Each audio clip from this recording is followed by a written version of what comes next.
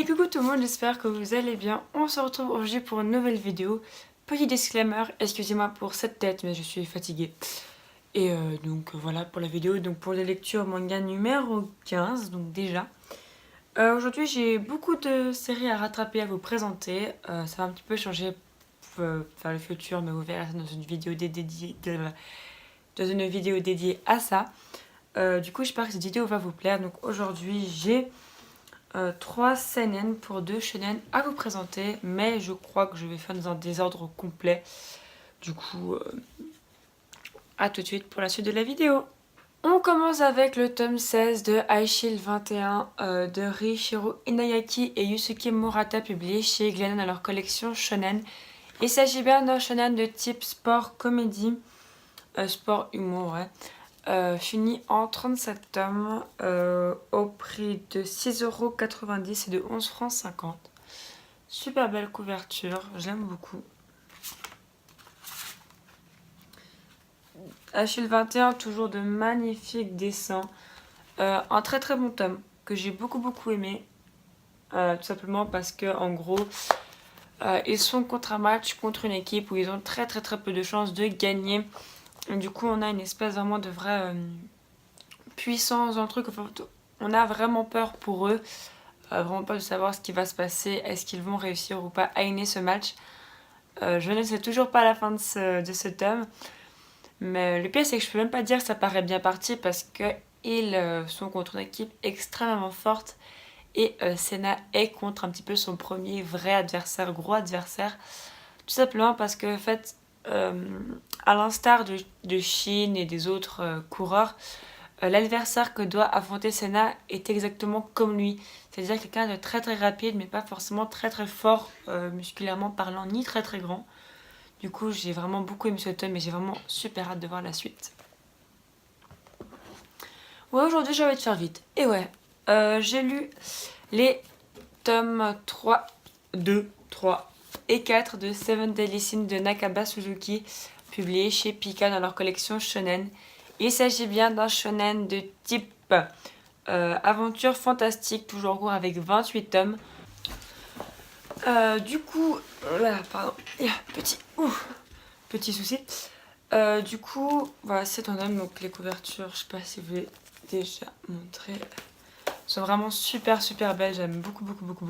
Voilà. Voilà pour les dessins. Qu'est-ce que j'ai pensé de ces 3 tomes? Et ben, Seven Deadly Sins, c'est une série que j'avais déjà lu jusqu'au tome 10, 11 je crois. Mais ça me fait toujours plaisir de les relire, c'est vraiment super bien, toute cette action, j'aime beaucoup. Il y a un début un peu lent, mais là on est vraiment bien dans les tomes où on en est. Le tome 4 nous laisse sur un suspense de ouf, du coup j'ai vraiment hâte de savoir ce qui va se passer dans le prochain tome. Enfin, c'est vraiment bourré d'humour, des personnages surpuissants. Et on a dans tout ça la petite Elisabeth qui est pas trop puissante, mais qui a vraiment un très bon cœur et du coup qui fait vraiment le café. J'aime beaucoup cette série, je suis très contente d'avoir lu ces 3 tomes.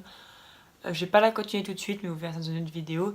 Et voilà, j'aime beaucoup. Mon personnage préféré pour l'instant dans les Seven Deadly Sins, c'est Meliodas. Je l'aime beaucoup. J'aime beaucoup Ban. J'aime beaucoup Elisabeth. Donc pour une fois que la fille, donc c'est celle qui doit être un peu gnognante, le love interest là, du personnage principal, m'intéresse, et je vais pas dire non. Du coup, Seven Deadly Sins, c'est assez long quand même comme série. Je sais qu'il y a un animé et qui est à ce qui paraît assez fidèle. Je l'ai pas vu. Moi en tout cas, je vous conseille le manga qui est vraiment où j'en suis, vraiment super. On continue avec A Certain Magical Index de Kazuma Kamashi et Shuya Kogino, publié chez Kiun dans leur collection shonen. Et il s'agit bien d'un shonen de type aventure fantastique, toujours en cours avec 19 tomes au Japon. On n'a pas de date pour le tome 19. Il est au prix de 6,60 € et de 11,40 €. Mettez-moi cette superbe couverture, j'aime beaucoup. Très jolie passe-couleur, j'aime beaucoup. Donc dans le tome précédent, on avait fini un arc et là on se lance dans un nouveau. Donc très très bel arc où nos personnages se retrouvent en Italie et où on retrouve certains personnages d'autres arcs. Donc j'ai vraiment beaucoup aimé les revoir. On retourne toujours avec nos petites nonnes super chou. Les petits pouvoirs magiques et tout. Et toujours c'est un peu ces trucs entre plusieurs églises qui ont des pouvoirs magiques. Franchement, j'ai trouvé ça vraiment bien. J'ai beaucoup aimé.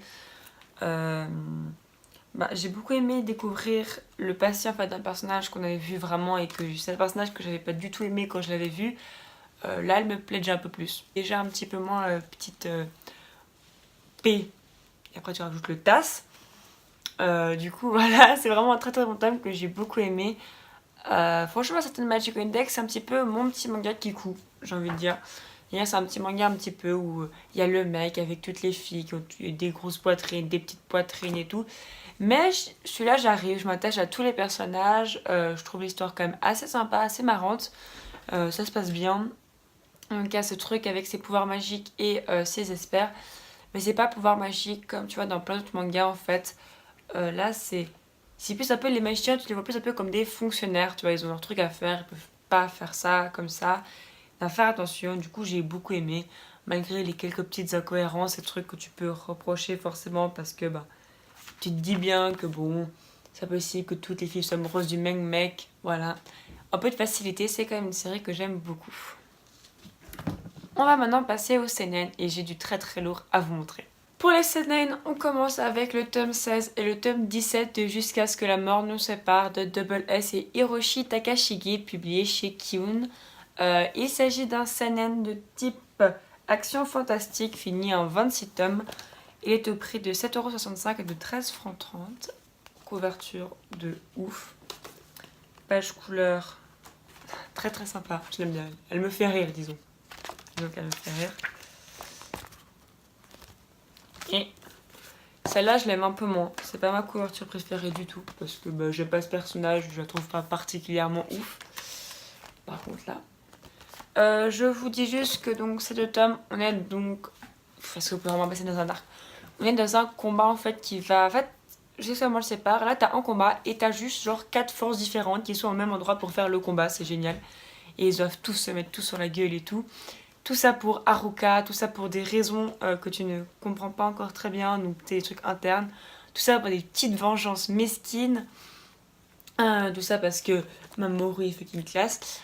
Tout ça pour ça, j'ai envie de dire, mais c'était génial. J'ai adoré ce tome-là parce que on a vraiment des vrais ennemis qui sont vraiment super compliqués. Plein de nouveaux personnages, un personnage vraiment qu'on découvre et c'est en train de devenir mon personnage préféré de la série. Désolé Mamoru.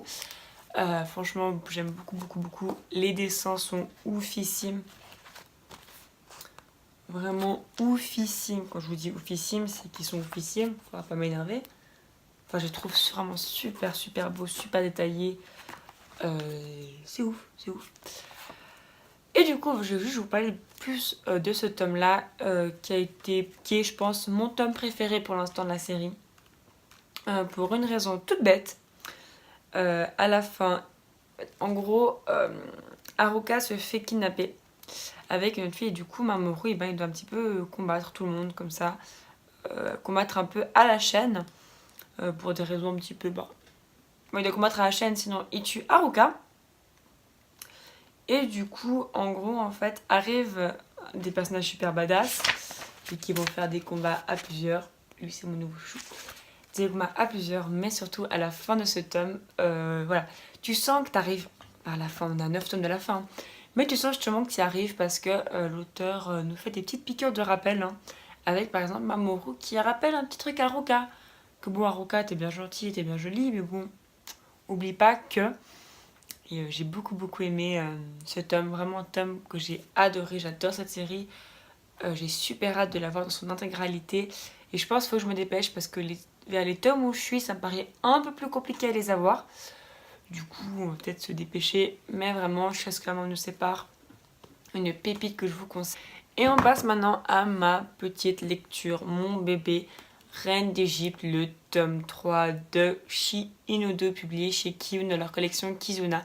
Il s'agit d'un seinen de type Tranche de vie historique, toujours en cours avec 3 tomes. Donc pas de dette pour le tome 4. Au prix de 7,90€ et de 13,70 €. Matez-moi cette couverture de ouf, elle est juste trop belle. Alors cette série, disons que tu t'y attends pas. Disons que là, l'auteur il te met genre cette petite claque, tu vois. On a un personnage que je déteste toujours autant, mais qui s'en prend un peu plein la gueule, donc ça va. On a Hatshepsut qui se met tout le monde à dos pour faire ce qu'elle veut faire. Parce que bon bah Hatshepsut elle va se retrouver vraiment dans la M1. À cause d'un personnage en plus je pensais genre trop pas et ce personnage je le mets dans la M, la met dans la M et elle sait pas quoi faire, enfin elle est vraiment pas bien. Bah, je dis mais c'est vraiment à ça, non moi je veux devenir la prochaine pharaon, je veux devenir cette femme qui sera bonne pour le peuple parce que moi je sais ce qu'il faut faire et tout et tout et tout. Après les manières pour y arriver, je sais pas si j'adhère beaucoup aux méthodes, mais bon c'était l'époque. Voilà, Hatshepsut c'est une femme, elle sait ce qu'elle veut et pour l'avoir elle fera tout, hein. Il n'y a plus de pitié qui tienne. Mais génial, cette série est vraiment super bien, je l'aime beaucoup. Franchement je la trouve très très bonne, du coup c'est vraiment un manga que je vous conseille. Et voilà, c'est déjà la fin de cette vidéo, j'espère vraiment qu'elle vous aura plu. N'hésitez pas à vous abonner pour en voir plus, à liker, à commenter, ça me ferait super plaisir. N'hésitez pas à me dire ce que vous avez lu, ce que vous pensez ou ce que vous pensez des lectures que je vous ai présentées, ça me ferait super plaisir. Je vous fais des gros bisous et surtout à vous les